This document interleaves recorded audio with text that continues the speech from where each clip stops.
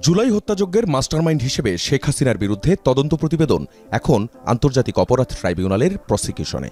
এই মাসের মধ্যেই বিচারের আনুষ্ঠানিকতা শুরুর প্রস্তুতি প্রসিকিউশনের।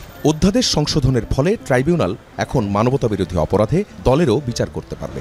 এরই মধ্যে বিচার শেষ পর্যন্ত দল হিসেবে আওয়ামী লীগের অঙ্গ, সহযোগী ও ভাতৃপ্রতিম সংগঠনের যাবতীয় কার্যক্রম নিষিদ্ধ করেছে অন্তর্বর্তী সরকার। প্রজ্ঞাপন জারির রাতেই দলটির নিবন্ধনও স্থগিত করেছে নির্বাচন কমিশন। এদিকে আগামী বছরের জুনের মধ্যে নির্বাচনের সম্ভাব্য সময়সীমা বলে আসছে অন্তর্বর্তী সরকার। এই অবস্থায় আওয়ামী লীগের রাজনৈতিক ভবিষ্যৎ কি? রাষ্ট্রবিজ্ঞানের এই শিক্ষক বলছেন, দল হিসেবে আওয়ামী লীগের বিচারে কিছুটা সময় লাগতেই পারে, আর এই সময়ের মধ্যে নির্বাচন হলে তাতে অংশ নিতে পারছে না তারা। নির্বাচন কমিশনের সাবেক অতিরিক্ত সচিব জেসমিন টুলির মতে, নিবন্ধন স্থগিতের সাথে সাথে অন্য অনেক কিছুর সাথে আটকে গেছে আওয়ামী লীগের নৌকা প্রতীকও। সুপ্রিম কোর্টের সিনিয়র আইনজীবী ওমর ফারুকের মতে, স্থগিতাদেশের বিরুদ্ধে আইনের আশ্রয় নিতেই পারে আওয়ামী লীগ।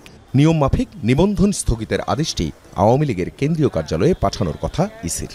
আবার যেহেতু গ্যাজেট হয়েছে, তাই না পাঠালেও চলবে।